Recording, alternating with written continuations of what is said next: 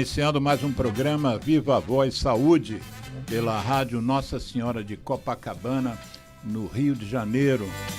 Hoje é 14 de outubro de 2023, o dia está nublado, choveu nas últimas 24 horas 157 milímetros, o que fez a Prefeitura e a Defesa Civil alertar as pessoas. Está havendo, inclusive, um movimento na Rocinha para que as pessoas se precavenham e se protejam, porque realmente não para de chover há mais de 2 dias, na verdade, né? O nosso programa é uma iniciativa da nossa ONG, o Centro de Apoio Tabagista, e hoje, 14 de outubro, 3 dias se passaram depois de uma data que a nossa ONG propôs há 10 anos atrás, que foi a criação, a colocação no calendário oficial da cidade do Rio de Janeiro do Dia Municipal de Conscientização de Crianças e Adolescentes quanto aos riscos do tabagismo. E, para nossa satisfação, essa lei no ano passado foi estadualizada, ou seja, em 2022, a deputada Marta Rocha, que então presidente da Comissão de Saúde da Assembleia Legislativa do Rio de Janeiro, do Estado do Rio de Janeiro, ela estadualizou a lei, manteve o dia que nós escolhemos, dia 11 de outubro, e essa escolha foi por ser véspera do Dia da Criança. E o Dia da Criança é feriado nacional, né? Portanto, as escolas não funcionam. Então, a gente colocou a data na véspera justamente para que as escolas possam trabalhar o tema. Então, depois, quando a gente editar esse programa, a gente vai colocar a fala da deputada Marta Rocha e valorizando a iniciativa do CAT e nós valorizando a iniciativa dela, deputada, por acreditarmos que informação precisa chegar a crianças e adolescentes, né? O tabagismo é uma doença grave, a OMS considera a principal doença do planeta desde 1998, ou seja, há 25 anos que a Organização Mundial de Saúde elencou e ranqueou o tabagismo como a preocupação principal da organização. E é uma doença que ainda mantém adictos 1 bilhão e 300 milhões de pessoas e com uma mortalidade impactante anual de 8,7 milhões de pessoas. Então nós temos 1 bilhão e 300 milhões de fumantes no planeta ainda. Muito temos o que fazer. E uma das coisas que a gente precisa fazer é justamente interromper a entrada de crianças e adolescentes e adultos jovens nessa senda de dependência química em nicotina, que é a pior substância psicoativa que se conhece em termos de gerar escravidão. E o convidado de hoje, os convidados de hoje são Israel Washington e Jurema Agostinho, que são ligadas à parte de cultura de educação. Israel, inclusive, me convidou durante essa semana que passou, que está se encerrando hoje, para fazer uma fala com os alunos de uma escola estadual aqui do Rio de Janeiro, com a qual ele tem uma ligação muito forte, antiga. E eu fui lá, né, com não sou da área da educação, mas eu tento influenciar jovens para que se tornem líderes nesse enfrentamento. Não precisa, a gente não pode manter a luta contra o tabagismo ligado apenas ao pessoal da saúde. O pessoal da educação precisa entrar e as lideranças estudantis precisam ser criadas. E o professor Israel Washington me chamou para fazer essa palestra e, mais uma vez, eu tive a sensação que eu já tenho há bastante tempo, é que as crianças não têm a informação devida. Quando você pergunta o que quer que seja a respeito desse tema, via de regra, elas são ignorantes no tema.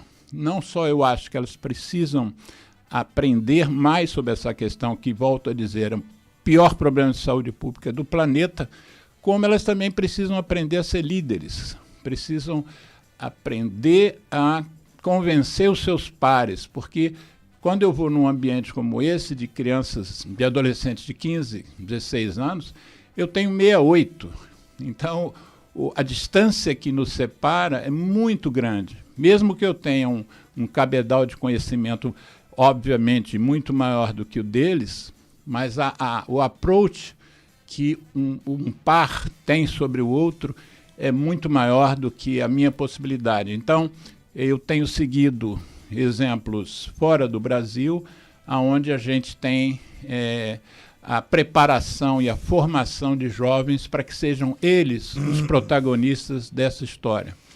Então, Israel, eu queria primeiro agradecer o seu convite lá na semana passada, na escola, no Colégio Estadual Antônio Maria Teixeira Filho, aqui no bairro do Leblon, e agradecer também você ter prontamente aceitado o convite para estar com a gente hoje, nesse nosso bate-papo aqui, ainda trazendo um presente para a gente, que é Jurema Agostinho, que é mestre, né, em comunicação e cultura, e é uma voz ativa no movimento negro e no estudo da cultura de matriz africana. É um prazer ter você aqui e durante o programa a gente vai encontrar um espaço para você nos abrilhantar aqui com a sua experiência, que não é pequena. Inclusive porque o nosso professor Israel é graduado pela Universidade Federal do Rio de Janeiro e mestrado pela Universidade do Estado do Rio de Janeiro, né, o UFRJ e o UERJ, e o tema que ele escolheu para a dissertação de mestrado foi justamente as questões ligadas ao jovem negro e as oportunidades no basquete do Rio de Janeiro, né? Então, o Israel, antes da gente entrar no tema, que é o tema principal do programa, eu queria que você falasse um pouquinho sobre você e aí você, quando achar que já foi o suficiente, explique para nós, para os ouvintes, porque a gente sempre pede que o convidado dê o nome do programa. E você deu o nome que é o esporte escolar e comunitário, que alavanca autoestima e educação, né? Então, fala um pouquinho sobre você primeiro, a sua história rapidamente. Eu vou, depois da edição, colocar um link do programa que você fez conosco antes da pandemia, né? Um programa que foi específico sobre o racismo, que é uma coisa de seu interesse que eu conheço, né? Por isso que eu te convidei. Mas eu trouxe um especialista. Isso, hoje você já veio, já veio preparado. Tem uma âncora. Fala para mim um pouquinho da tua história para os ouvintes te conhecerem.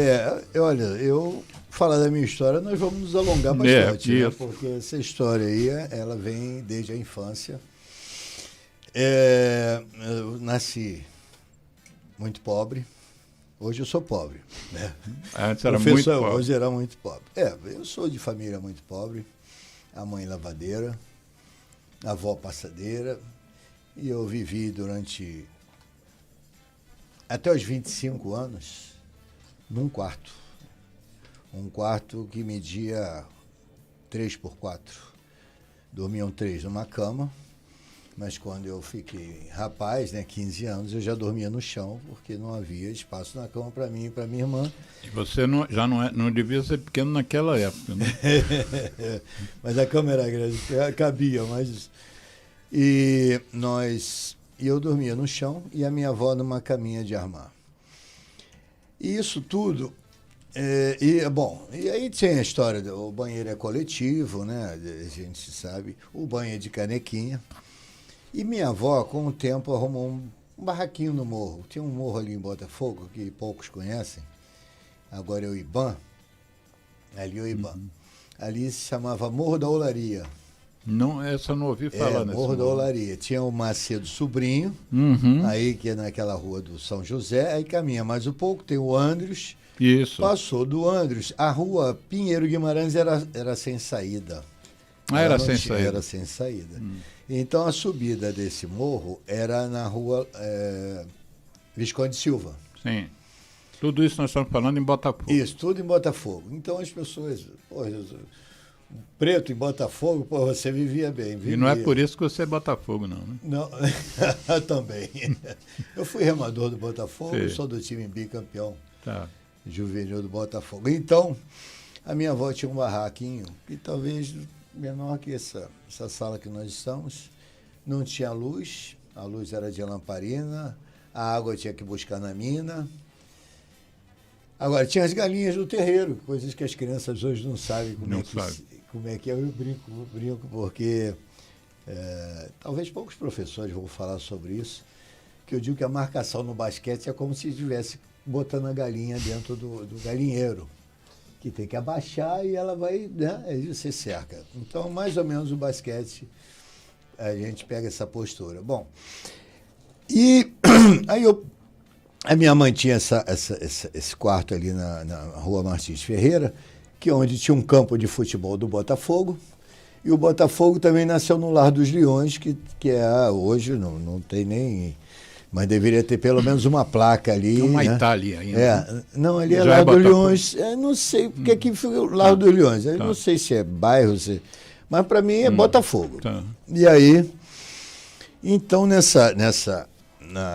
no Lar dos Leões, bom, aí voltando, eu morava na Martins Ferreira, em frente a essa casa que eu morava, tinha uma escola pública de jardim de infância, Marechal Hermes.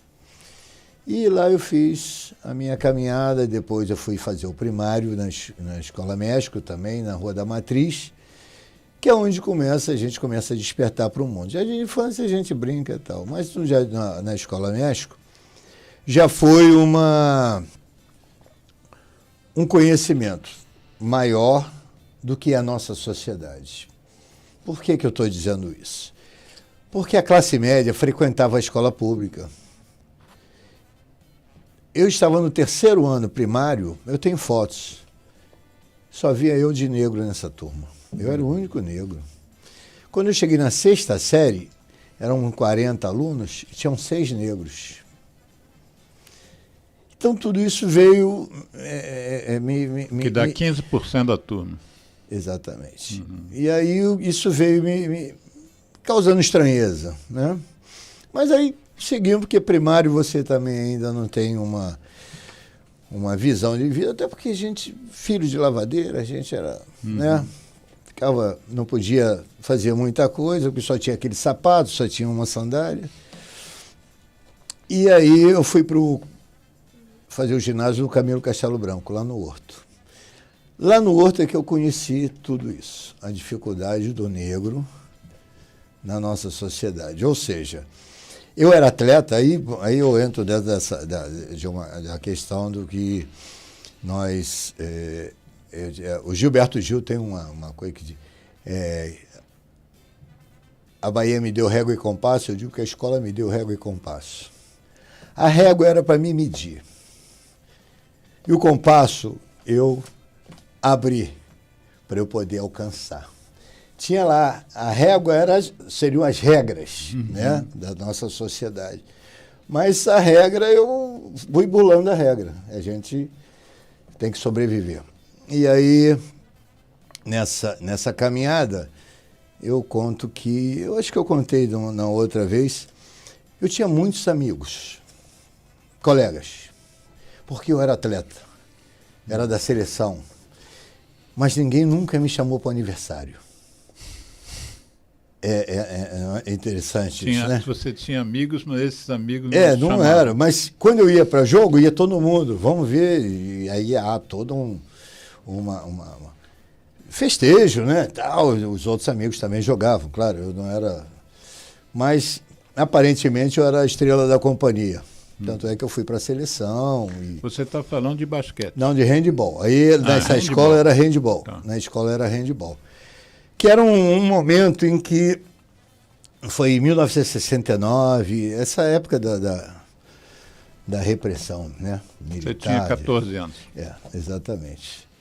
Nós somos nascidos no mesmo ano. Exato.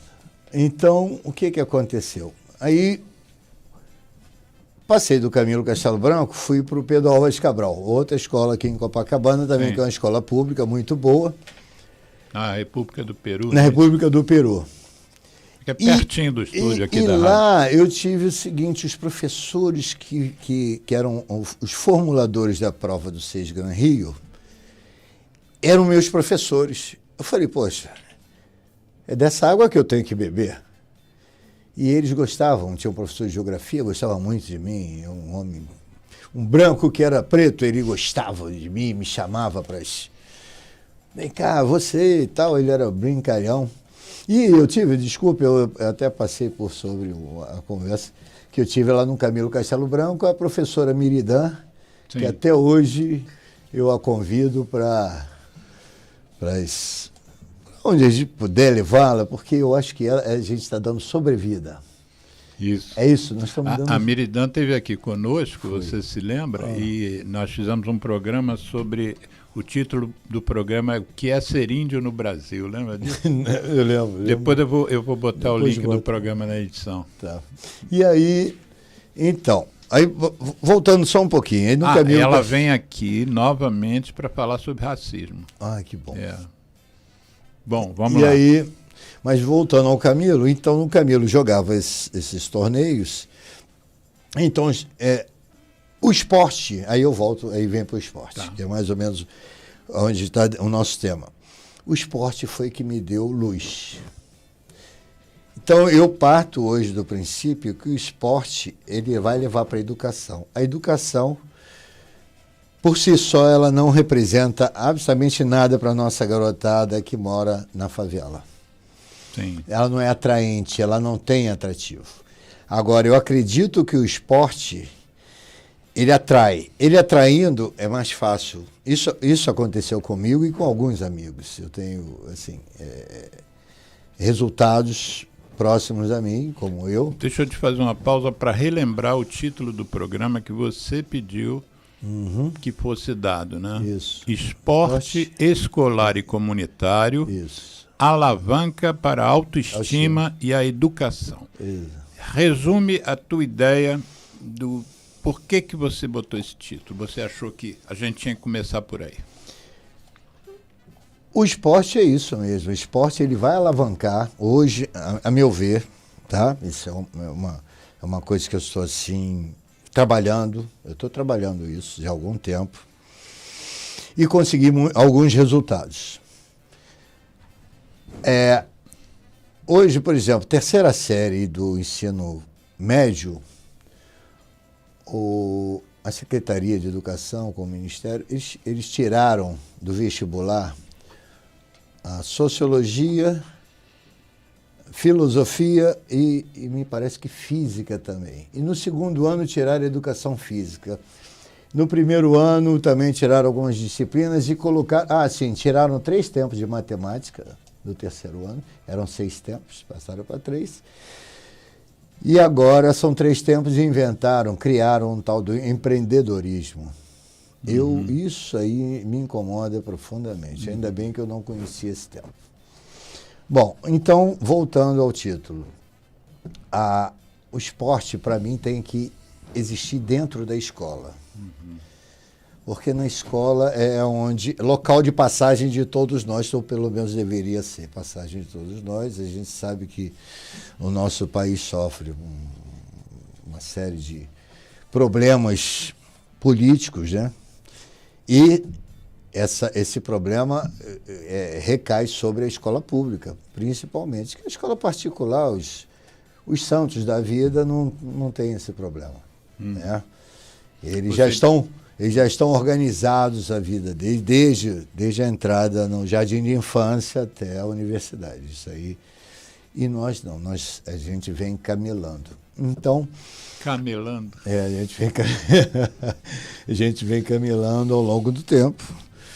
E eu vejo que não há interesse público em desenvolver o esporte. Nós vemos os... Te interromper mais uma vez. Quantos anos de magistério você tem? São 40 anos de magistério. 40, né? Então, o que você está falando é a percepção de alguém com bagagem, né? Com estofo. Então, repete o que você está dizendo, então. Você acha que o esporte não é valorizado? E principalmente o esporte da escola. O esporte é valorizado dentro dos clubes, mas não, estamos falando de escola mesmo. Isso, de escola. Dentro da escola não existe. Eu tenho... Então, vamos falar do colégio em que eu trabalhei. O que aconteceu comigo na minha escola?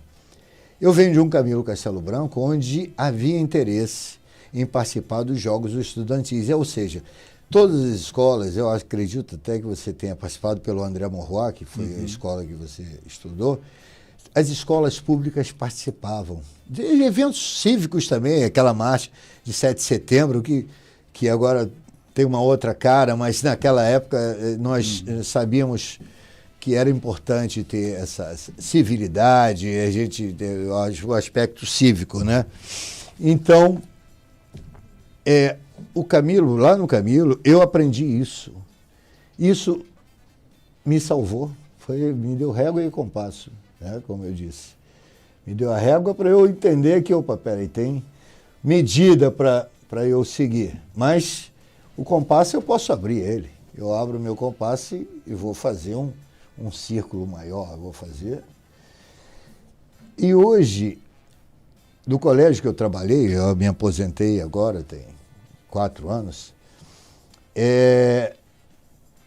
eu criei esse modelo, e com o apoio da diretora, a professora Silvia Cristina Silva. Silvia Cristina Silva. Silva. E ela é professora de educação física também. Ela é professora de educação física. Isso. E ela apoiou. Ela me apoiou. Então, nós criamos grupos de basquete, onde nós, durante 3 anos, fomos campeões estaduais. Quando se entra no colégio que você está se referindo, né, o Antônio Maria Teixeira Filho, tem lá um pôster grande com você, é uma das pessoas que está na foto, né, justamente com os títulos que vocês venceram. Os títulos, a equipe e os troféus que ela guarda com muito carinho. Sim. É uma pena que os professores, mas eu não posso exigir, isso aí é uma coisa minha, por causa do meu sonho de passado, eu não posso querer que outros sigam os meus passos, porque talvez não seja nem a prática deles. Sim. Eu, como fui atleta, eu tenho essa impulsividade do atleta. Outros são professores, querem fazer ginástica e tal, querem dar aula e cumprirem a carga horária deles, eu não posso... Você diz assim, a diretora Silva, ela é um trava-língua danada, Silvia Cristina Silva. Você disse que ela deu força ao seu projeto. Basicamente, o que era o seu projeto? O projeto seria isso, fazer um trabalho onde os jovens estivessem frequentando a escola, com nota, tudo a gente acompanhava. Aí era um acompanhamento de presença, notas e oportunidade deles treinarem. Isso era importante, tinha que treinar, senão a gente não chega. E aí nós trouxemos esses meninos juntos e durante 3 anos nós fomos campeões estaduais e em seguida, quer dizer, aí esses jogos, o que acontecia? Eram jogos de escola pública e particular. Aí nós ganhamos tudo aqui, o particular ganhou aqui, e havia o confronto para ver quem viajava para jogar o Campeonato Brasileiro. No primeiro ano, nós estávamos tateando, né? O colégio particular nos ganhou essa finalzinha que era da viagem, acho que eles foram para Natal, acho que foi isso. E eu falei, não, tudo bem, esse ano eles vão, mas o ano que vem não vão mais não. Não, acabou a brincadeira. E aí foi. E o bacana foi que nós fomos jogar a final no Maracanãzinho. No Maracanãzinho? Maracanãzinho. Eles tomaram uma coça que eles nunca imaginaram. Eu não vou citar o nome da escola para a gente não... Mas está lá, tem alguns vídeos. Nos anais. Tá aí, Foi uma coça feia de mais de 30 pontos. E a secretaria, aí sim, houve um empenho da Secretaria de Educação, ela colocou 2 Seu ônibus. colégio é estadual, então você está falando de Secretaria Estadual de Educação. Aí eles colocaram 2 ônibus para levar os alunos a assistir o jogo, né? Senão um Maracanãzinho vazio ele é muito grande. Mesmo assim ficou vazio, mas nós fechamos ali E foi uma festa, foi uma coisa muito bonita. E nós fomos jogar o Brasileiro lá em Cuiabá. Quer dizer, meninos que nunca viajaram de avião estavam viajando. Porque antes só iam os meninos da classe hegemônica. Sim. Das escolas privadas. Escolas privadas. E nós quebramos esse paradigma e fomos. No ano seguinte nós fomos também. Só que nós ficamos... Esse ano nós fomos para Cuiabá, ficamos em segundo, perdemos para São Paulo no último minuto, mas basquete tem dessas coisas, né? E no ano seguinte nós ficamos em quarto no Brasil. Tinha um outro projeto que nós fomos também premiados pelo Unibanco, na época Unibanco. Foi um projeto de xadrez, em que nós ficamos durante 6 anos ganhando do Rio de Janeiro todo. Nós não tinha adversário para nós. Tinha, claro, desculpa, não é adversário, não, oponente. A gente não tem adversário, é oponente. Se não houver oponente, sim. Adversário é um negócio, né? Vem mais de Maracanã, essas coisas de futebol. Então, nós ganhamos 6 anos e o último ano nós fomos para Goiânia disputar o Campeonato Brasileiro. E agora tem o lado triste disso. Foi o menino da minha escola, que ele ganhou até bolsa de estudo na PUC, terminou agora economia, e foi uma menina do curso particular dessa outra escola aí. Aí chegando lá no Brasileiro, ela se portou assim como... Assim, ela não deu muita importância àquilo. Eu investiguei com ela o que estava acontecendo. Aí ela disse, não, meu pai que me obriga. Aí eu disse, mas seria bacana você jogar... Olha só, você jogou a competição com uma menina de escola pública. Deixava ela ganhar ali e ela vinha comigo. Não sei se ela ia sair tão bem, mas não importa. Agora, a gente... claro que eu não fiquei fazendo carga em cima dela, apenas eu queria entender o que estava acontecendo. E aí foi isso, quer dizer... Elas jogavam juntas, no mesmo time? Não, o xadrez... não. Aí já estamos no xadrez. Eu estava voando por tinha basquete. O basquete, né? Tudo bem, xadrez. E aí o xadrez, nós ficamos em 5º no Brasil. Quer dizer, são 220 milhões de habitantes, nós somos o 5º. Então a nossa escola, ela ganhou assim, uma visibilidade boa e o Unibanco nos deu 20 tabuleiros de xadrez, nos deu tabuleiro de imantado. Você está falando que o esporte, o xadrez não vamos chamar de esporte, mas não deixa de ser uma atividade de competição, né? Que tem oponentes. Pode se chamar de esporte, não, né? Pode. Pode. Esporte. Então, você estava dizendo que, na sua ideia, para a gente botar o título do programa, você estava falando sobre alavancar a autoestima. Antes da gente saber, antes de você me dizer como alavancar a autoestima, como está a autoestima, 40 anos de magistério, a autoestima dessa garotada, como é que você vê? Porque eu confesso a você que naquele dia que eu tive na escola, a gente percebe, e sobretudo eu que não tenho o hábito de estar todo dia lidando com meninos e meninas de 15 anos, 16 anos, a gente percebe uma diferença grande na atenção que te dão, né? No respeito a quem está ali se expondo, e um interesse, por um lado, muito grande, por outro lado, um desinteresse de outros. Como é que você vê essa autoestima, assim? Como é que você está vendo essa meninada de hoje?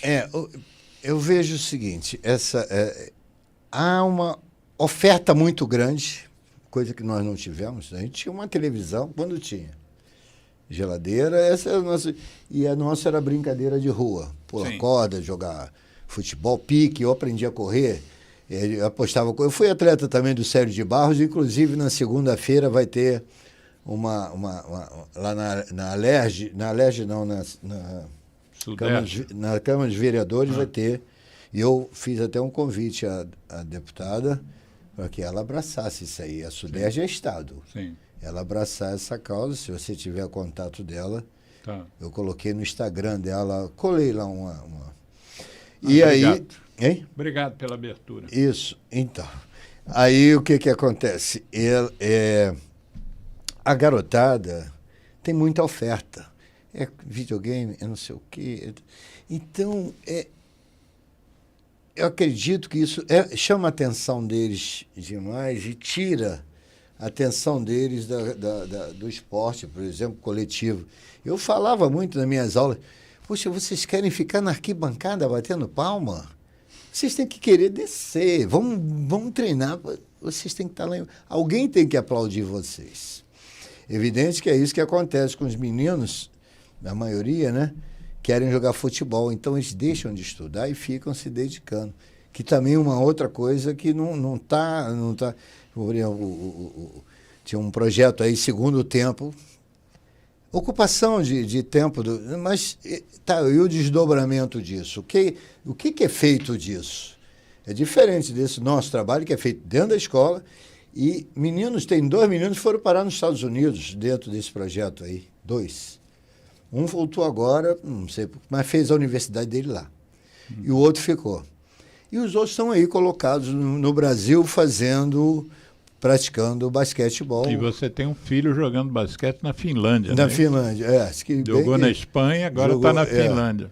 Mas ele já está fim de carreira, né? Já está com 38, vai para 39 anos. Mas ele está jogando, aí sim, aí entra o nosso basquete, que é onde nós estamos dentro do tema aí, que é o basquete 3x3. Esse é um basquete da resistência. Esse é o basquete nosso. Por quê?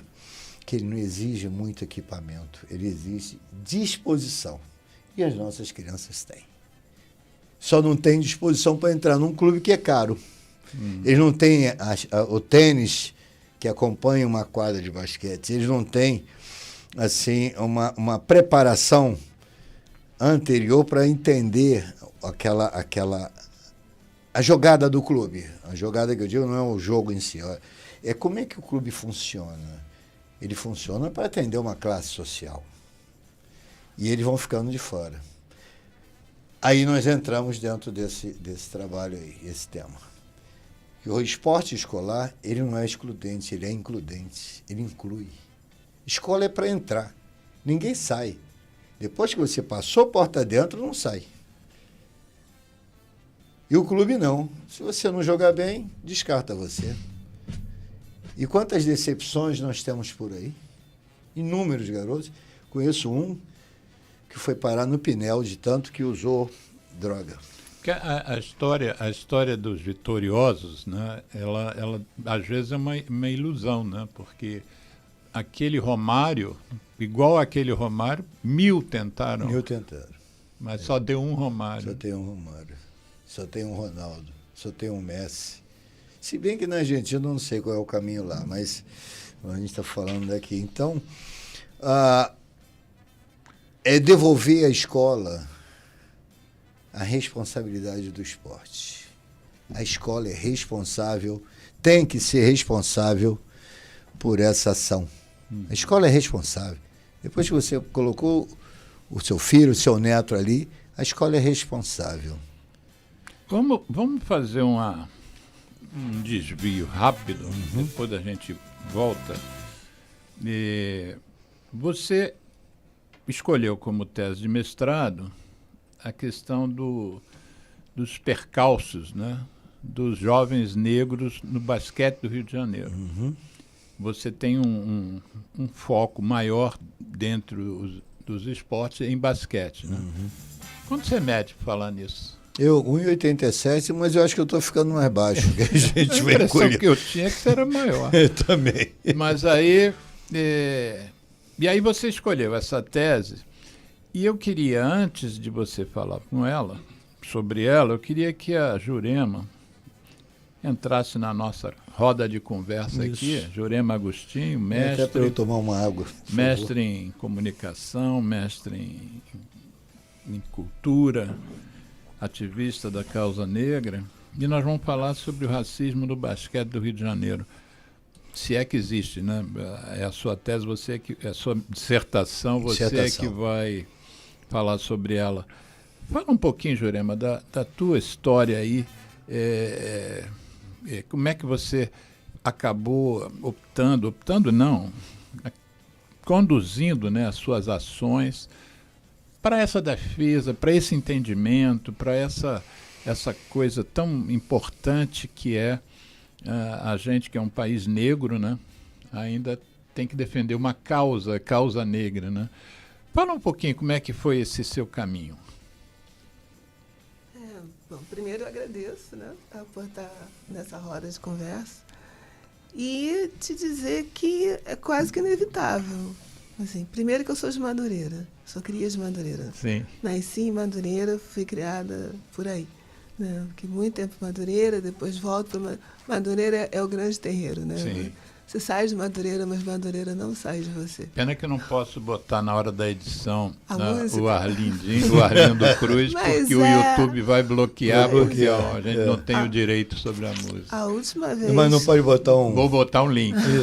A última vez que eu fui para a Feira das Iabás em Madureira, não, a última não, mas a penúltima, foi ver o Arlindinho cantando na Feira das Iabás. O Arlindão. Arlindão, cantando na Feira das Iabás. Saindo. Depois eu voltei a Madureira no dia exatamente que ele baixou no hospital. Feira das Iabás. Iabás. Iabás. O que são Iabás? Iabás são senhoras. São senhoras no idioma iorubá. São as grandes senhoras. Então é uma feira que acontece, que parou, claro, né, durante a gestão municipal passada, mas é uma feira que acontece na... Municipal passada foi Crivella. Exatamente. Parou quase tudo, né? Não digo tudo porque, né, as igrejas funcionaram muito bem. Sim. Mas vamos lá.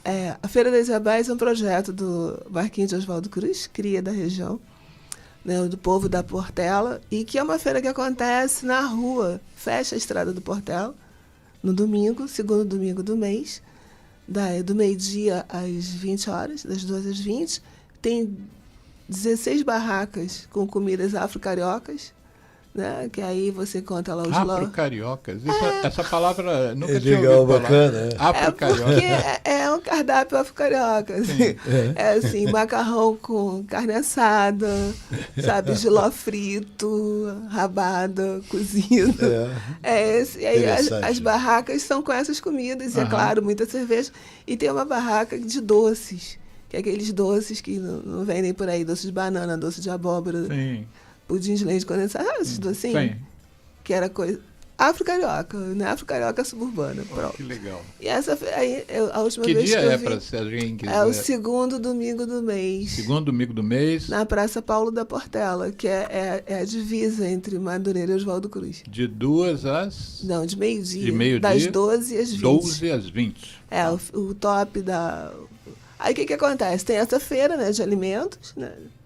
Essas comidas maravilhosas, você fica rodando a feira inteira. Imagino. Ao som de pagode da região.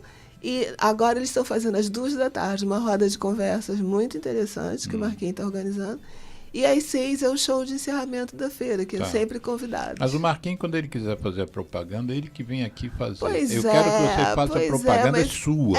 Mas como é que você entrou nessa? Eu entrei nessa porque exatamente criada nesse ambiente. Aí você... quando eu estava com 17 anos, eu ganhei um livro de presente de um amigo da família chamado Genocídio do Negro Brasileiro. Eu estava terminando o curso de formação de professores e fiquei chocada com tudo que eu tinha lido. Eu vou depois, quando fizer a edição do programa, eu vou tentar baixar a capa do livro para a gente botar. Você lembra o autor, não? Abdias Nascimento. Abdias Nascimento? Nossa. Eu li esse livro... Genocídio do Negro Brasileiro. Eu li esse livro com 17 anos, mas eu fui criada... Né? Eu digo que eu fui criada a leitinho, biscoito, champanhe, não tinha muita noção, né, de algumas coisas. E aí, enfim, a vida passou e quando eu fui dar aula, Aí a ficha caiu, né? Eu terminei o curso de formação e fiz o concurso para a Prefeitura do Rio. Né? E entrei porque foi assim, na virada. Eu tinha que ter 18 anos até 31 de março, meu aniversário é 28. Aí eu consegui entrar no concurso. Cheguei em sala de aula, foi no ano que teve uma greve horrorosa, a greve lá do Saturnino. E aí, quando eu entrei em sala de aula, em maio... O estado do Rio de Janeiro, a cidade faliu, não é isso? Foi uma confusão, mas Marcelo Alencar... Os professores deviam estar sem salário. Então. Isso, eu entrei exatamente no meio desse ferro. Quando eu cheguei em sala de aula, eu tinha 18, recém-feitos. Meus alunos tinham 14. Por quê? Porque eles eram repetentes de 3 anos do primeiro ano, 3 anos do segundo ano, eu estava no terceiro ano, no segundo ano com eles. Então, assim, era uma diferença... nenhuma, né? Quase que nenhuma. Era muito estranho e eram basicamente negros.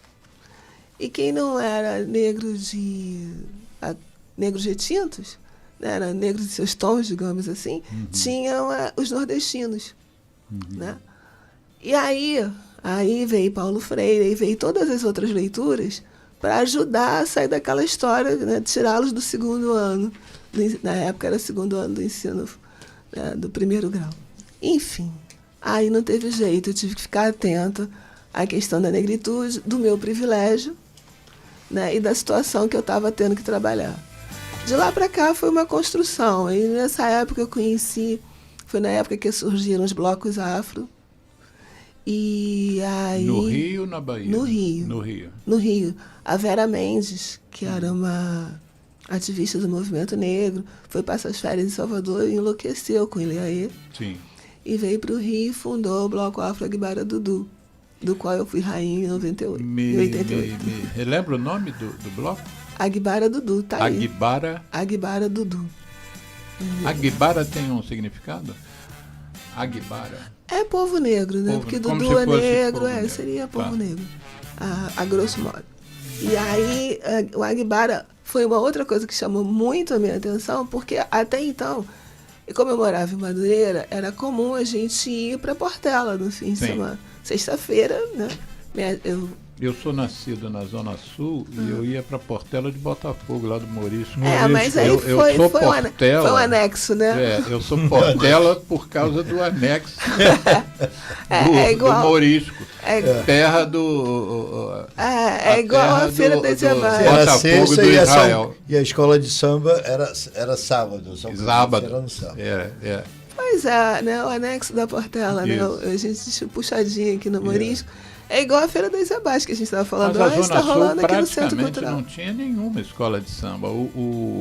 Quer dizer, a São Clemente eu não sei de quando é, você que conhece melhor a história, mas a Portela foi a forma de nós da Zona Sul conhecermos eu lembro disso, samba, né? Eu lembro de vendo foi povo ali da que Zona Sul. eu fiquei amante do samba. Depois eu acabei sendo vice-presidente da Caprichosa de Pilares. Olha só.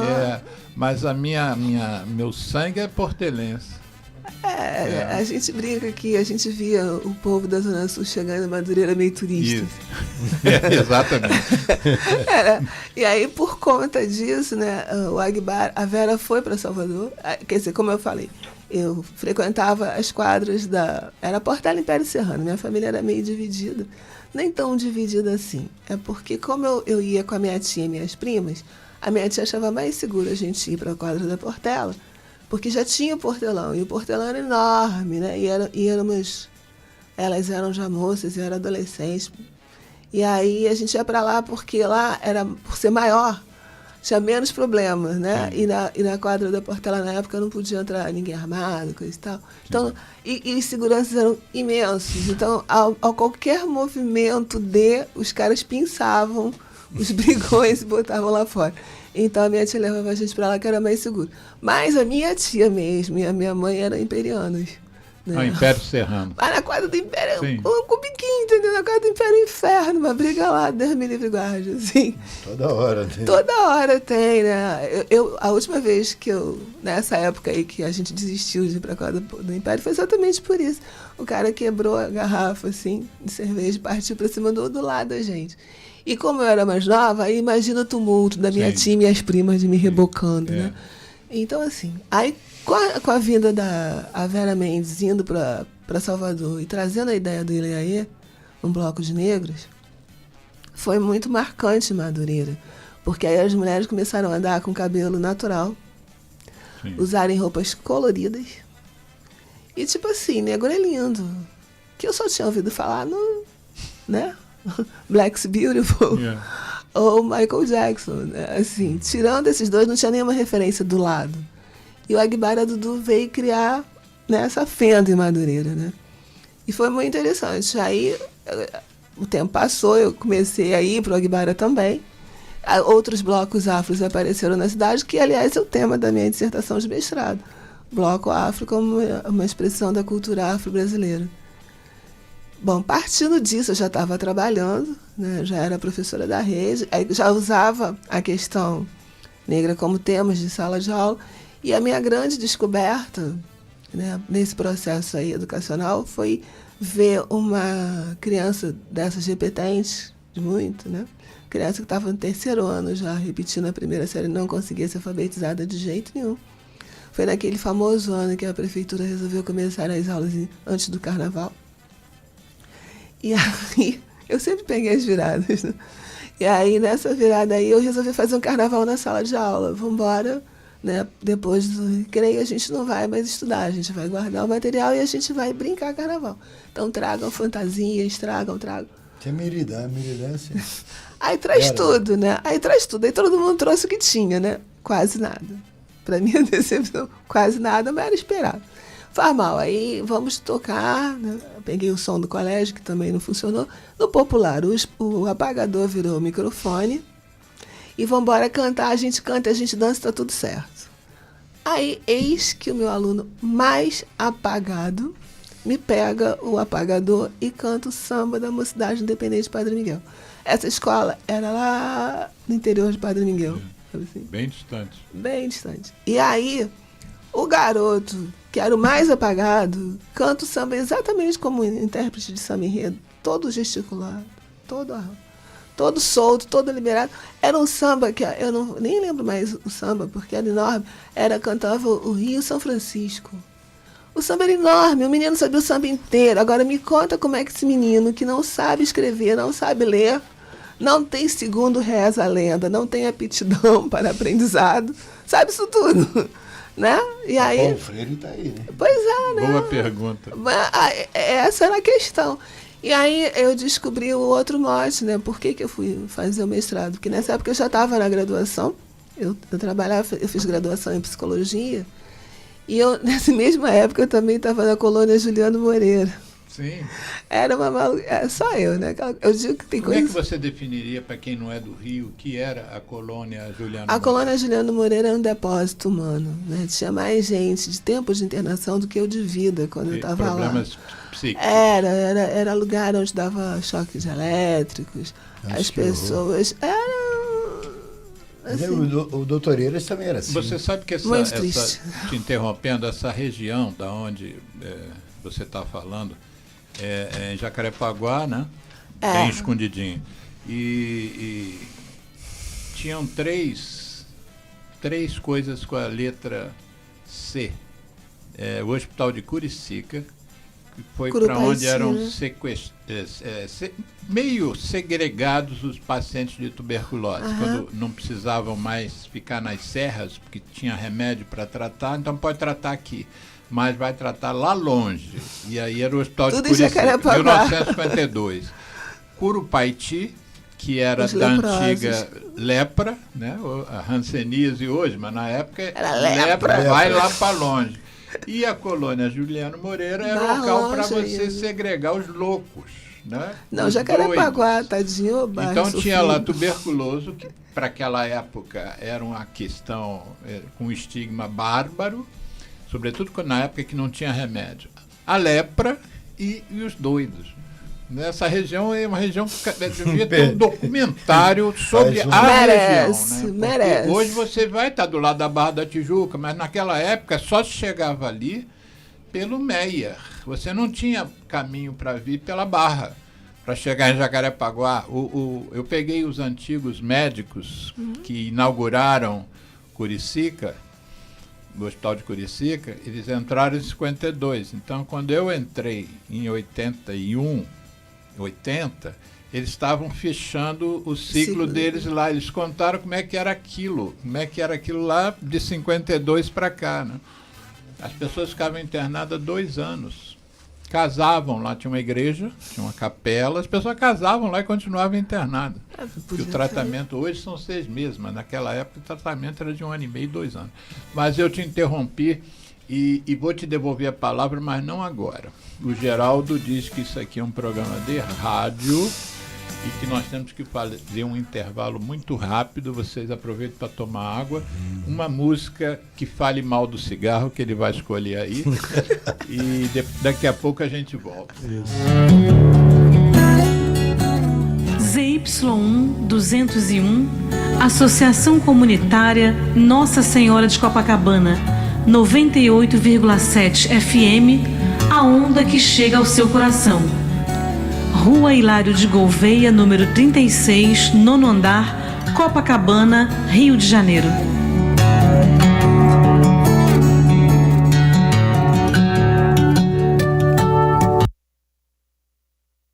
Ter vontade, a gente tem que ter verdade, a gente tem que ter coragem, a gente tem que ter. Ninguém precisa de você, fumar pra quê? Sem você estou melhor, porque meus sentidos me dão mais prazer. Sinto mais felicidade sem saudade de você. Sinto mais cheiro da flor que amor, já nem lembro tanto de você. Conheci a liberdade de verdade, fumar pra quê? Do que nunca é tarde pra aprender. Nem foi difícil assim te esquecer. Tudo é questão de querer vencer. Saúde a gente tem que ter, vontade a gente tem que ter, verdade a gente tem que ter, coragem a gente tem que ter. Ninguém precisa de você, fumar pra quê?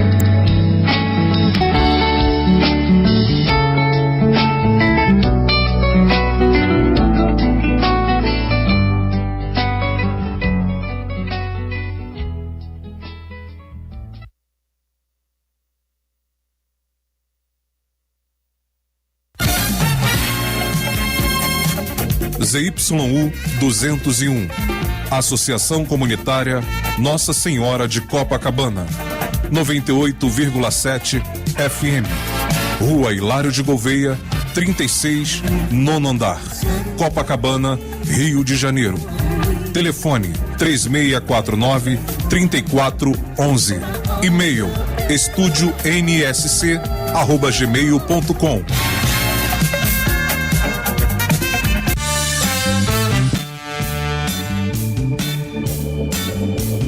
Estamos reiniciando segundo bloco, programa Viva a Voz Saúde, pela Rádio Nossa Senhora de Copacabana. Hoje os convidados são Jurema Agostinho, mestre em Comunicação e Cultura, e Israel Washington, professor, educador físico e mestre em Educação. Ciência do Desporto. Ciência do Desporto. Você não botou isso na hora que eu pedi o que você fazia. Agora já era. Mestre em Ciência do Desporto. O povo também não sabe o que é Ciência do Desporto. É muito complicado isso. Jurema, eu interrompi você na sua fala, mas eu posso voltar com Israel? Porque aí eu quero que você complemente o que Israel... você não pode esgotar o segundo bloco nesse tema, mas eu quero que você fale bem à vontade. Eu quero voltar lá para a história do esporte comunitário também, que a gente falou pouco. Então nós vamos... eu quero que você fale sobre a sua dissertação de mestrado, sobre a questão do jovem negro no basquete do Rio de Janeiro. E aí depois ela complementa com o que ela achar mais adequado. Vamos lá. Eu tenho... Fala sobre a sua dissertação. Sim, eu vou falar. Então, o que te motivou? O que me motivou foi quando eu terminei a universidade, eu percebi que não havia espaço para eu trabalhar. Espaço. Professor negro não tem como competição. Tem na escola. E aquilo me trouxe uma angústia, mas eu queria trabalhar a competição, que é o que eu gosto de fazer. E quem me abriu as portas? A Escola de Samba São Clemente. Ah, foi aí a sua entrada na São Aí, Clemente? não, eu já era da São Clemente. A Sim. entrada da São Clemente no basquetebol do Rio de Janeiro. Sim. Porque a São Clemente ela é mais antiga que a Mangueira. É a primeira escola de samba a ter um time de basquetebol federado. Sim. Essa eu não sabia. Isso. Então, aí o que acontecia? Nós começamos a treinar lá Bom, no... São Clemente, para quem não é do Rio de Janeiro, é uma escola de samba Isso. tradicional aqui da cidade. E que também entra dentro desse projeto, esse pensamento que eu tenho, que uma escola, se ela é uma escola, é passagem de todo mundo, aí entra todas as ações do ser humano. E é o local mais democrático que existe, a escola de samba. Sim. Tudo acontece ali. Sim. A escola pública já não é democrático, que existem em várias favelas, tem a Zona Sul, a Zona Norte, tem cada uma. Mas a escola de samba, não. A escola de samba tem o que é infinito, é infinito. Então a escola de samba me abriu um espaço. Carregada de preconceito. Quem que é A carregada? escola de samba. Não. Na sociedade tem muito preconceito. Não, eu digo sobre dentro da escola, não. Dentro da escola, não. Mas Eles podem. Não, aqui fora as pessoas podem. Não se sabe a beleza que Não é. se sabe a beleza que é. Mas a escola de samba é o local que deveria ser passagem de todos nós. Porque não só de esporte, como cultura também, mas não cultura só de samba, todas as culturas ali dentro. Sim. Porque tem, inclusive as religiões, que ali também vai, todas as. Eu não sei, deve ter alguma religião que talvez não vá até lá. Mas aí é problema de cada um. Mas a escola de samba, ela reunia. Então, o que eu fiz? Eu dava aula, eu ainda dou aula num clube particular, e que às vezes aparecia um jovem negro para assistir a aula, porque o menino era filho do porteiro, mas o sócio levava... Ficava amiguinhos da mesma idade e levava o pretinho para ver a aula. Um deles, eu vou citar o nome porque não há problema, Ricardo, chegou à seleção brasileira, esse menino. Ele sentou, foi começar a minha aula, ele sentou no canto do ginásio. E eu comecei a aula, aí eu olhei para ele e falei assim, ué, você não vai treinar não? Aí ele disse assim, mas eu não sou sócio. Eu falei, eu sei, preto aqui só eu e você agora. Aí ele despertou, peraí, eu sou igual a ele, né? Se identificou justamente com o chefe, né? Exatamente, estou aí. Aí eu coloquei ele jogando, aí perguntei, você gostou? Gostei. Então vamos fazer o seguinte, você vai treinar comigo lá no Jorge Pfister, que virou a nossa quadra inicialmente de Jorge Pfister é uma escola aqui no Leblon. É isso, Leblon, municipal, ali, Leblon. Perto do clube de regatas do Flamengo. Isso. E aí eu comecei a colocar o jovem negro dentro, e aí apareceram outros aí que foram. Mas a São Clemente não resistiu ao tempo, porque é caro a federação. Então eu fui convidado para a ABB, o que me facilitou mais ainda, porque a ABB está dentro da Cruzada São Sebastião. Para que não entenda errado o que você está dizendo, você não foi convidado para beber. Foi convidado para a ABB, que é a Associação Atlética do Banco do Brasil. Perfeito, desculpe aí. É que a gente fala ABB, ABB parece que realmente. E aí, eu fiquei onde eu queria, que era dentro de uma comunidade. Pequena Cruzada. Cruzada São Sebastião. E todos os garotos que eu via, quando eu ia entrando, eu digo, entra lá, vem jogar comigo. E eu fiz muitos atletas ali. Então, eu percebia que os clubes, geralmente tinham 2 negros, eles coloriam assim um pouco, e geralmente com meninos muito altos. Eles não querem o baixinho eles têm. Aí eu falei, bom, então isso aí é o que está o que tá acontecendo. E aí resultou nessa história de eu fazer o mestrado, né? Fui cursar na UERJ e comecei a falar sobre essa questão. E haviam dois companheiros de turma que tentavam me demover da possibilidade de falar sobre esse tema, porque eles achavam que era um tema muito forte, que a CAPES talvez não aceitasse. Eles começaram... E aquilo ali me amargurou. Eu fiquei durante uma semana remoendo isso. Eu falei, pô, eu não posso falar sobre a bola de gude, a importância da bola de gude eu não posso falar sobre a pipa, não é isso.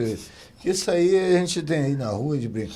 Eu quero falar de um esporte que ele é reconhecido desde 1891, né, quando ele foi criado, o basquete.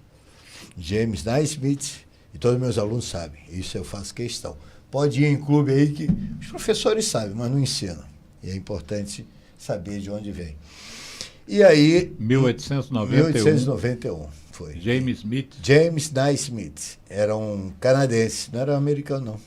Ele dava aula numa escola americana. E o esporte surgiu porque havia uma nevada, estava muita neve carregado e eles tinham que fazer educação física. E esse professor resolveu botar uma cesta de pêssego de cada lado. Só que tinha um problema, quando a bola caía dentro, tinha que pegar a escada para tirar a bola de dentro da cesta. Foi aí que, de repente, furaram a bichinha, mas... porque a cesta ela não era de pêssego. Pulsar, não era Exatamente, era de pêssego. E aí, a bola caía ali e tal, eles tinham só um trabalho. E, bom, as regras eram outras, a bola era de quem pegasse quando saía, era uma recreação, e que se tornou esse esporte que é conhecido mundialmente, talvez... Abaixo do futebol é o basquete, né? Depois do futebol. Mas que também faz muitos milionários mais conscientes. Sim. Milionários conscientes. Isso é que é importante. Os negros são conscientes. Bom, e aí, o que aconteceu? Aí eu fiquei uma semana sofrendo essa angústia de ter que escrever uma outra coisa. Aí eu falei, você quer saber de uma coisa? Eu vou fazer o que eu quero fazer. Eu não estou me importando se CAPES vai gostar, quem que vai gostar. A banca vai ouvir, pode até não aceitar o trabalho, né? Porque não existe uma reprovação. Sim. O trabalho é aceito ou não é aceito, né? Como válido, né? É. E aí eu fiz uma banca bonita também, que foi a Filomena Gebran, que ela foi da turma do Fernando Henrique, de doutorado.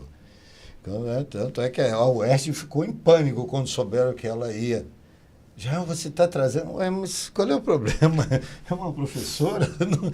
Não, mas você sabe quem ela é? Eu falei, sei, é Filomena Gebran, uma professora, doutora, pós-doutora, foi casada com Sebastião Neri. Sebastião Neri. Isso, e ela foi uma das fundadoras do PT também, ela fundou o PT. E trouxe e o outro era um outro também polêmico, que é o Eduardo Viana. Você conhece? É conhecido como Caixa d'Água. Também era livre docente. Presidente da Federação de Futebol do Rio. Ele tinha 5 formações. É. Ele era um espetáculo. Que isso, gente? O quê? Ele começou como... o curso para padre, como chama?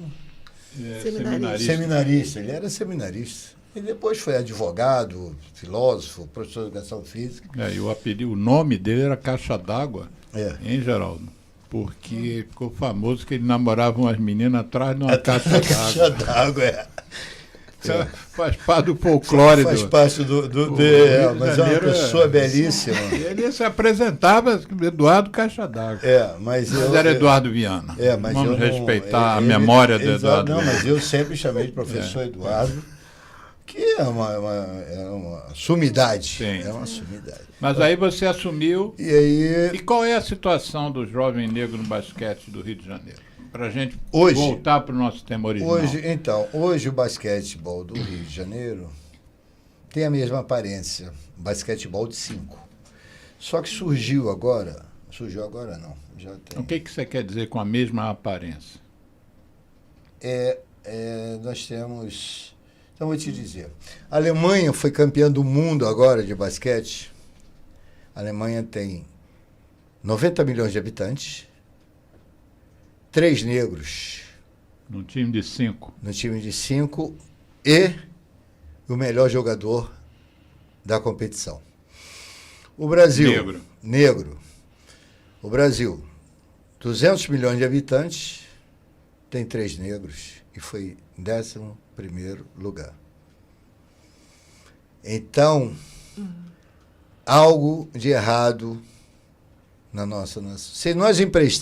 Se nós quisermos sair no tapa com a Alemanha, a gente tem que emprestar para eles, né? Porque, 90 milhões para Mais 200 de 200. a gente tem que emprestar e vamos sair no tapa, vai dar para resolver. A gente empresta alguns. Então, aí é o que eu estou dizendo, está com a mesma fisionomia. E qual a... Eu não sei se você abordou o 3x3, né? do basquete, na sua dissertação. Não abordei. Da sua dissertação, o que justificava, que aí eu queria ouvir a fala da Jurema sobre esse tema, o que justificava essa pouca valorização do negro no basquete brasileiro? A gente vai para campo, né? Eu fiz uma pesquisa de campo, onde eu fui buscar em todos os clubes, entender o que estava acontecendo. Evidente que eles têm... o sistema, ele tem a sua defesa. Eles criam a sua defesa para poder... Então, alegavam muitos que os garotos vão para o futebol, que basquete é um esporte que não... E que isso é uma inverdade. Hoje nós temos o 3x3 que está lotado. Todas as favelas têm 3x3, todas elas. O que é isso? É um basquete, é um antigo basquete de rua. Só que deram um nome mais bonito porque eles não gostam de nome de assim, né? Parece uma coisa, basquete de rua, mas é basquete de rua. 3x3 é 3 contra 3. 3 contra 3. Cada time são 3. Isso, e tem um 1x1 também. E ainda tem isso, 1x1. E onde o Leandro, não sei se eu já te falei dele, né, algumas vezes, o Leandro foi vice-campeão do mundo. Ele é um menino que eu abri a porta para o esporte para ele. E ele me agradece até hoje.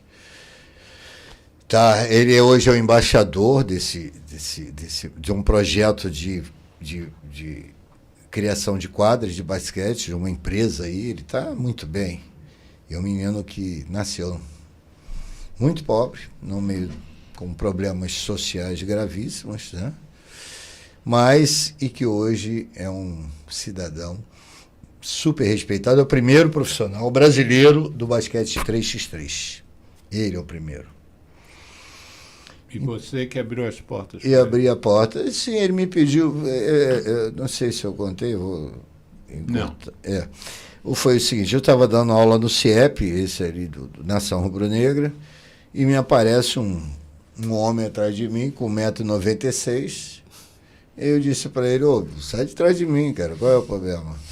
Aí ele, não, professor, qual é, não sei o quê. Não, fala comigo aí.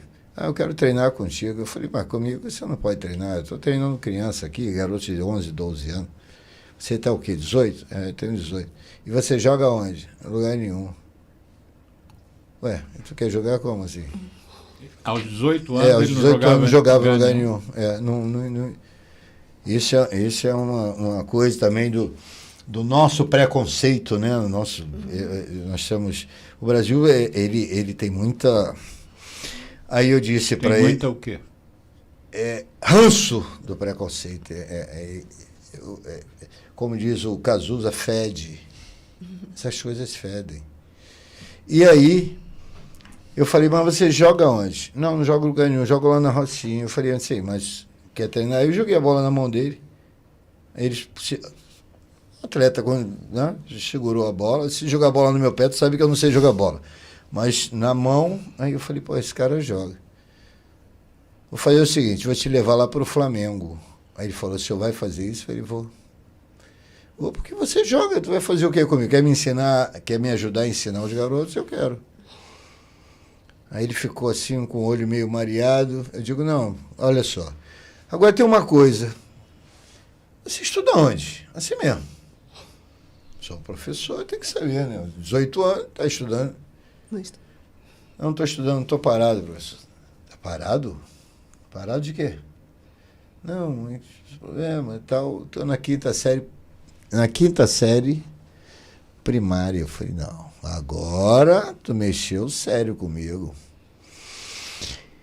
Eu disse, olha, o sonho de jogar no basquete no Flamengo parou agora. Pô, o senhor vai fazer? Eu vou. Eu não vou levar. Se você quiser, você vai. Mas eu sou um professor. Eu tenho que dar satisfação social a todo mundo. Eu não posso fazer isso. Faz o seguinte. Se matricula, na época, era Madureza, não, era segundo... Artigo 99? No artigo 99, não, era supletivo. Supletivo. Aí, matricula no supletivo, quarta-feira tu me procura aqui. Aí ele foi e matriculou. E era lá no meu colégio, porque à noite tinha supletivo, aquela escola ali. Tipo EJA, né? Como isso, agora é EJA, SEJA e tal.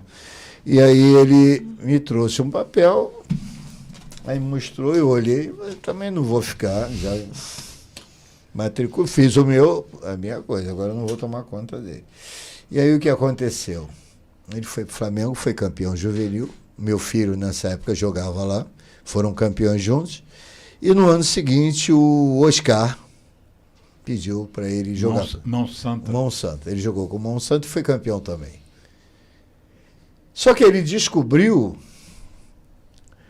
que depois do Monsanto ele não ia ter mais espaço no basquetebol, porque ele tinha altura do pessoal que já estava no clube, que é a classe hegemônica. Entre ele e o outro, eles vão ficar com o associado do clube. Aí ele começou, foi para o Botafogo, acho que ele foi para o Vasco também, jogou, mas não sentiu segurança. E aí ele foi para Madureira, foi lá para a terrinha dela aí. Batendo direitinho, hein? Foi lá para a terra dela. Isso não foi combinado, essa história, não. Não, ainda não.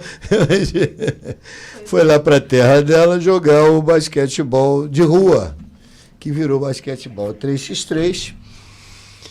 Conheceu muita gente nesse caminho, e aí nós estamos longe já, eu não tinha mais contato com ele. Ele foi para... e aí ele teve um convite para ir para os Estados Unidos, jogar esse 1x1. Ele foi.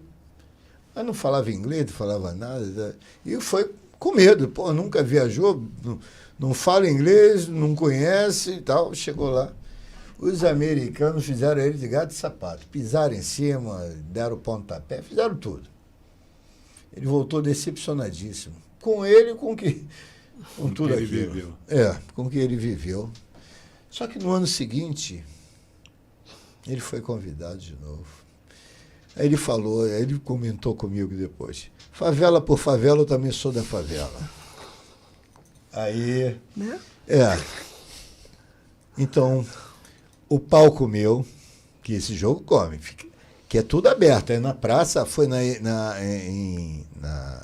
aquela ilha que era o presídio, onde era... A penitenciária... não está me vindo agora, mas eu sei. A penitenciária americana. Foi desativada, né? Foi. E aí... vai surgir o nome. E aí o povo fica em volta. Não tem esse negócio de arquibancada, não. Fica todo mundo ali. E o pau comendo.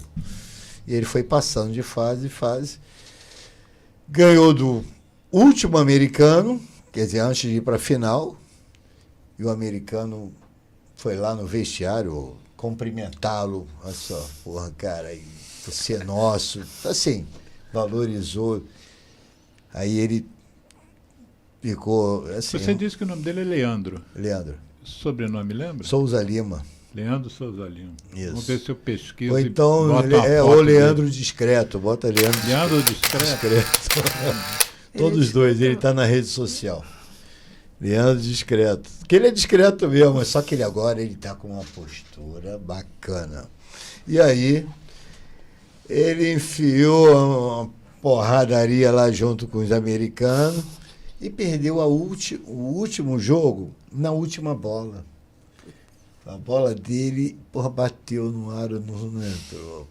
O jogo era dele. Aí o jogo acabou. O jogo acabou. Isso dá um filme, hein? Não, tem que pelo menos um curta. Vamos ver se a gente consegue. Vamos. Leandro, não, e ele é um doce de pessoa. Jurema, como é que você filtrou, rapidamente para a gente voltar para o nosso tema, como é que você filtrou essa fala do Israel, no sentido da abertura para o negro, da dificuldade do negro ser reconhecido, ser valorizado, as portas se abrirem com mais facilidade? Eu não sei, se fosse outro treinador que não fosse negro, se teria se preocupado com a ascensão dele, não sei. Provavelmente não, né? Provavelmente não. O que eu uno os trabalhos seria no sentido de você trazer essa autoestima, né? Vem comigo. Isso. Esse vem comigo garante tudo. Eu alfabetizei durante 7 anos, muito no vem comigo. Né? Eu lembro que, na época que eu alfabetizava, as turmas eram, pelo menos no interior de Padre Miguel, as turmas eram de 40, 42 crianças na sala. E aí você falava, aí teve uma vez que minha turma chegou a 44, eu falei, é esculacho. Uma professora para 44 alunos, alfabetização, que é o momento mais grave. Aí né? eu lembro que eu cheguei para a diretora, que era gente boa essa, dentro do que era possível ser gente boa naquela época. Eu virei para ela e falei, dá para pelo menos tirar 2, né? Dá ali para a coleguinha, né? 42, tudo bem, 44 é esculacho. Aí veio uma mãe com uma menina negra, né? Mãe e filha negra, assim. A minha filha era da sua turma, não veio ontem, ela pediu para ficar de novo com você. Ela tirou das duas, ela tirou a negra. Não, ela tirou 2 crianças que eu não sabia quais eram. Aí só que a aula já tinha sido no dia anterior, o primeiro dia de aula. No segundo dia de aula, vem aqui, não veio. E aí a outra professora não era negra, e a filha pediu para ficar comigo. Como é que eu vou devolver a criança, Sim. gente? É claro, fica, né? E aí, assim, por que esse vem comigo é fundamental? Porque nesses 42, 44, eu consegui alfabetizar 39.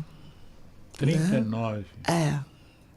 E tinha umas coisas que aí, nessa época, eu já não alisava cabelo, já não usava nada disso. E aí as alunas, né, as crianças mexiam muito no meu cabelo, né, colavam, porque, como eu falei, era uma pessoa do leite ninho, biscoito de champanhe. Não, tinha umas coisas que eu não comia, né?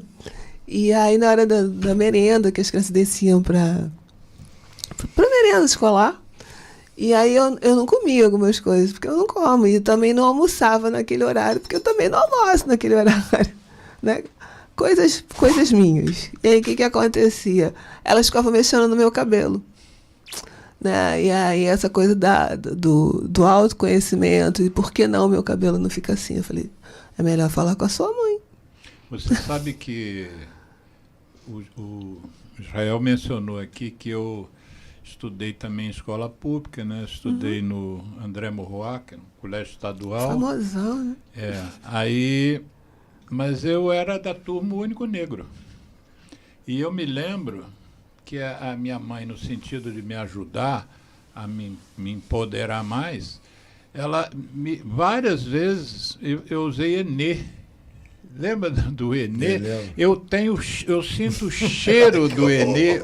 É um cheiro que eu não saiu do... Nem esqueci. O cheiro não saiu de mim, mas eu não sinto aquele cheiro há, sei lá, 30, 40 anos. 50 anos, talvez. Nunca mais. Mas nunca mais aquele cheiro saiu de mim.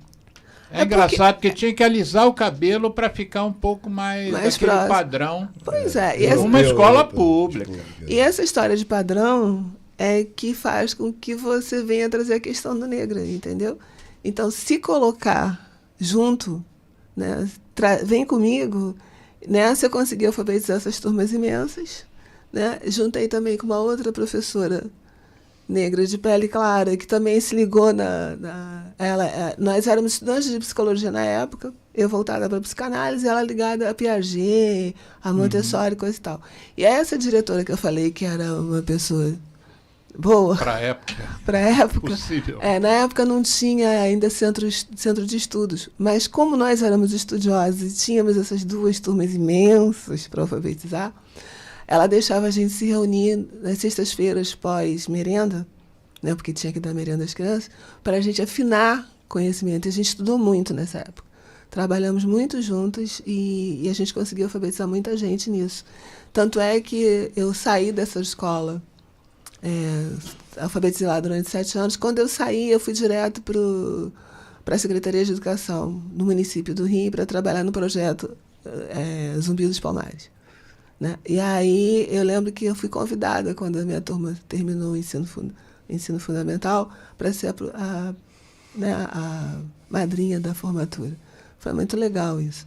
E assim, os alunos não saíam de Padre Miguel, né? As meninas ficavam trabalhando em casa de família ali no entorno, os meninos iam trabalhar no cemitério, no comércio, até Bangu. Né? Padre Miguel, Bangu chega. Sim. E aí um dia, eu procurando um conjunto de moletom branco no Saara, entro naquelas 555 lojinhas, e aí tinham 2 rapazes no fundo da loja rindo. Eu falei, ai, gente, hoje eu não estou com paciência. É que tem dia que você tá, tem dia que você não tá, né? Aí eu não tava com paciência. Aí eu parei e olhei, né? Tipo, e aí? A gente tá comentando aqui que ele foi seu aluno. Né? A senhora ensinou ele a ler. Assim, eu, gente, consegui, né? Tirei alguém de Padre Miguel para trabalhar no centro do Rio de Janeiro. Então, essas coisas que a gente caminha, né? De um jeito ou de outro, e que vai trazendo essas lutas e marcas. Não, eu acho que ficaria, para mim, ficou marcado na fala de vocês dois a questão do vem comigo, você sabe? E eu comecei a perceber, enquanto vocês falavam, apesar de eu estar prestando atenção, a gente se viaja, claro. Nosso cérebro é muito plástico, né? E eu fiquei pensando que nós, na medicina, a gente também pode usar esse vem comigo, né? Eu estou fazendo ambulatório agora. Me aposentei do Ministério da Saúde e uma colega chefe da tuberculose lá da Secretaria Municipal de Duque de Caxias um colega nosso morreu de Covid, né? E ficou vago lá dois hospitais diferentes do município, e ela me ofereceu, eu aceitei, e estou gostando muito de trabalhar. Eu gosto muito de trabalhar com tuberculose, apesar do meu foco, assim, eu ser mais conhecido em relação ao tabagismo, mas existe um abandono de tratamento muito grande em tuberculose, né? As pessoas abandonam o tratamento assim que melhoram, numa quantidade grande. Tem estados no Rio de Janeiro que a média no Brasil, que a média é de 30% de abandono. Começam 100, 30 não terminam. No Rio, o Brasil acho que está em torno de 14%, o Rio deve estar por aí também. Mas tem a história do vem comigo também, né? Aquela coisa de você está junto com o paciente, né? Você, esse tratamento vai levar 6 meses, mas... Me dá notícia. Não, a gente tem que ver o tempo, não falte, não vai embora, não deixe. Você fala comigo, exatamente. Então eu acho que quando você trouxe aqui o tema do programa, que seria, volto a dizer, esporte escolar e comunitário, alavanca para autoestima e educação, eu fiquei pensando na saúde também. Quer dizer, além do esporte, ele propiciar, vem comigo aqui, estuda, né? Ou então você é importante, elevando a tua autoestima. Quem pratica esporte, quem vive num ambiente onde o esporte é valorizado, também se preocupa mais com a saúde. Né? Eu acho que você... Sim. Ela é cuidada, eu acho. Né? Você está praticando um esporte, se você fumar, a sua performance não vai ser a mesma. Seja ele qual esporte for, até o xadrez que você citou aqui, porque altera a cognição, né? Altera a capacidade de você raciocinar melhor. Então, o esporte comunitário, que você falou pouco até agora, a gente não queria deixar passar. Como é que você entende o esporte comunitário? Isso, então, o esporte comunitário, para mim, ele é um braço do esporte da escola.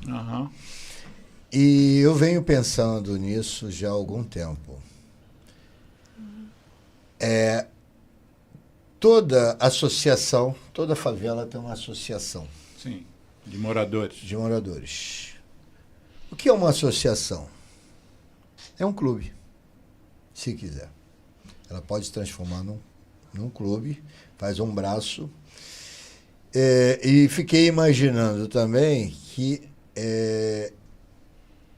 esse CNPJ seria emprestado para uma atlética, ou seja, pertence à associação, mas com uma administração separada, né?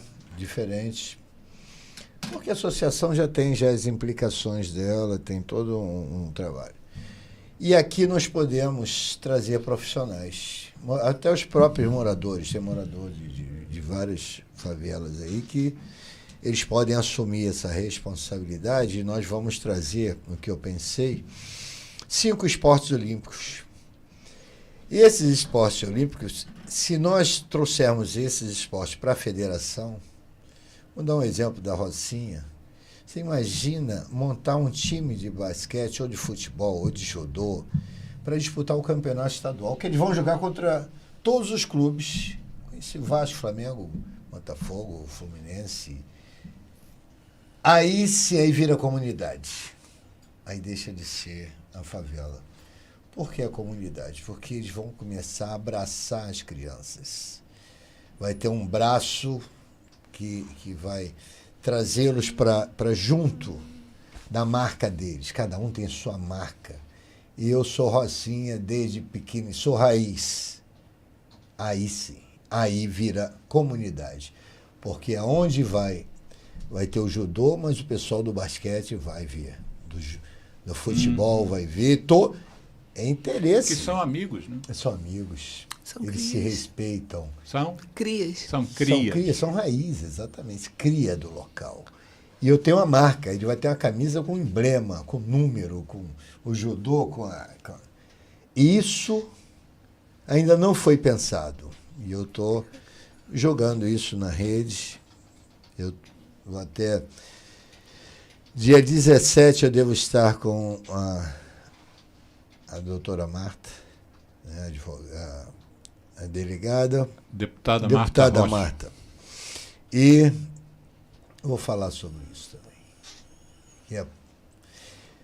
Isso acontecendo, se isso for possível, você imagina o Rio de Janeiro tendo esse volume de criança, porque eu botei 5 esportes olímpicos, você imagina isso, isso é um negócio encantador, né? E competição todos os finais de semana, então, sábado, domingo, o Rio de Janeiro vai produzir, vai virar um rolo compressor de esporte, que vai ter jogo em tudo quanto é lugar. A gente vai até, quero ver o jogo, não, vai ter o jogo... Então, tudo isso, e isso vai melhorar a autoestima dessa criançada. Por quê? Porque na possibilidade de jogar contra o Flamengo, o Vasco, o Botafogo, ele quer estar lá também. Porque lá é uma marca, né, que é reconhecida. Mas é o caminho que ele vai ter que fazer, assim como nós fizemos. Nós fizemos uma escola pública, vamos, e cada um está na sua profissão. Então, essa seria uma caminhada. Eu tenho um exemplo disso. Isso por acaso está na sua visão para a sua tese de doutorado? Exatamente. Eu estou pensando qual é o caminho. Na segunda-feira, dia 23, vou estar com um doutor lá um professor doutor lá na UF. Lá vou eu para a UF. Universidade Federal Fluminense. Ele é professor de antropologia, que eu gostei muito já de saber que ele é um antropólogo, que é o meu caminho. Então, que eu fui na UERJ, eu estou tateando, estou indo, mas eu gostei muito de conversar com ele por telefone, uma pessoa muito simpática, não que os outros não fossem, mas eu senti assim o interesse dele em me conhecer. E esse trabalho, eu fiz um trabalho de xadrez lá no Nação Rubro-Negra, porque eu precisava treinar umas meninas na quadra do Nação Rubro-Negra, é um CIEP. E o diretor falou assim, tá, eu empresto a quadra, mas qual é a contrapartida? Eu vou ensinar xadrez para uma turma. Ele falou, tá bom. Aí me deram uma turma de 9 anos, 9, 10 anos. Com a professora, eu, dentro de sala de aula, salas apertadas, imagina tabuleiro, né? Aquela criançada. E eu levei os tabuleiros da escola, lá do Teixeira, pedi a Silvia emprestado, eu levava e trazia. E aí, comecei aula em sala de aula com os garotos. Começou lento, daqui a pouco todo mundo... E aí já tinha meninos que estavam jogando no celular.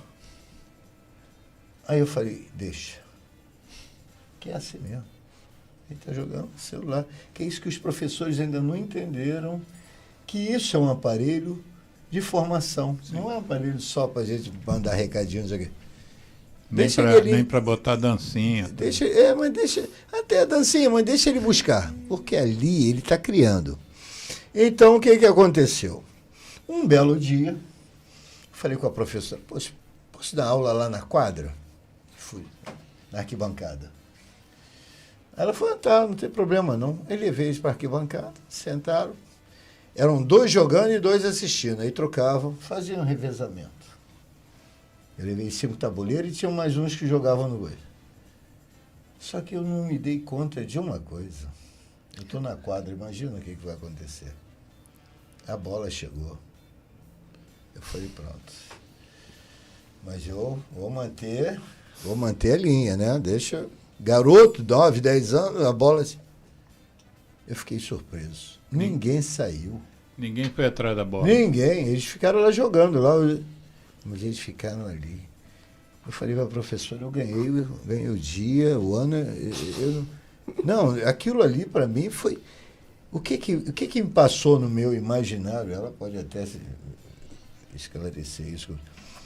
Eles são ávidos a aprender coisas novas. Eles querem. Só que a escola, nossa, não proporciona. Assim como essa menina quis voltar para a turma dela, porque ela queria aprender alguma coisa aqui. Ela não queria ficar lá, não. Eu gostei dessa maneira aqui, eu quero ver isso aqui de perto. Foi o caso desse menino. Aí fiz um torneio. Aí eu pedi a Maria Eduarda... Você dá para contar essa história em 3 minutos? Já vou. Porque o Geraldo é implacável. Ele já vou terminar. Ele não fala nada, tal, mas ele é implacável. Bota até a música. Não, já entra. Já entra, já. No meio do... O programa, que tem às 3 horas, ele entra automático. Queira eu, você ou o Geraldo, o computador já... Já vai, Mas ele pode puxar a tomada? Não pode. Não. Aí não vai ter nem os seus 3 minutos se ele puxar Bom, a tomada. então vamos terminar essa história aqui, que é uma... Aí falei com Maria Eduarda, que foi minha aluna, só que não jogou basquete, e a gente conseguiu, ela hoje está no teatro e televisão. Aí eu pedi a ela tabuleiros de presente. Fiz um torneio. Ela me doou 6 tabuleiros, eu doei para a escola. É de vocês. Mas o vencedor vai levar o troféu e um tabuleiro. Eita. Adivinha quem ganhou? O menino que menos ia à aula.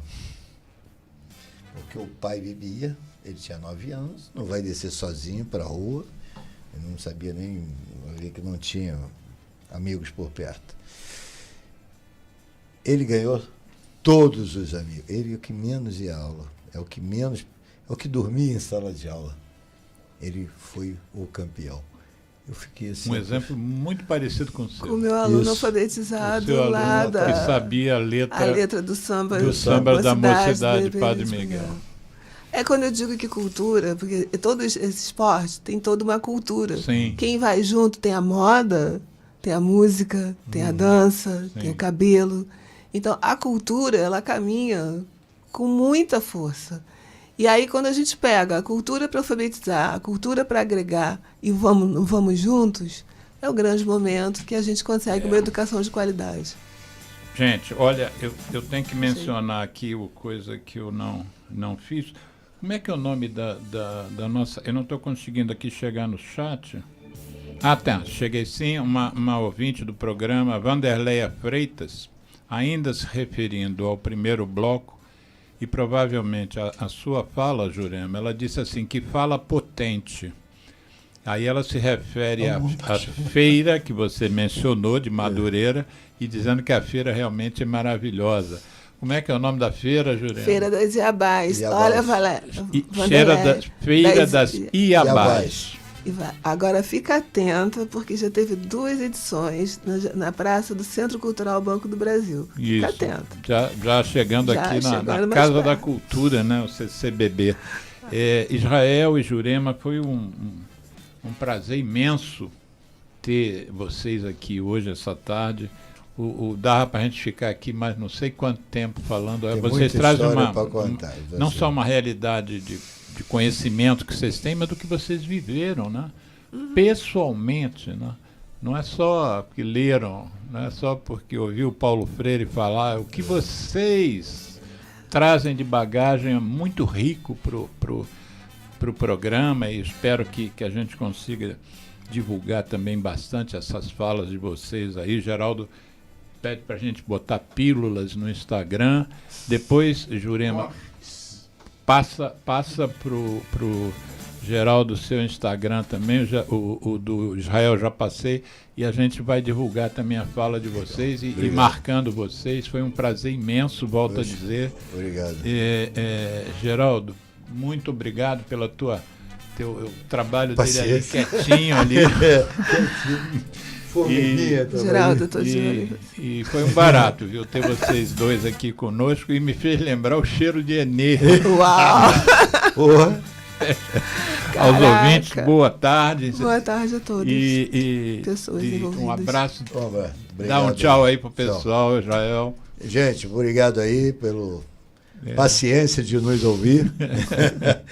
Nós contamos bastante, eu contei bastante história. Como disse o doutor Alexandre, são histórias pessoais, vividas realmente. E eu sou um professor de campo. Não, e tem a história de quem não tem dinheiro conta história, não tem o menino que fala isso?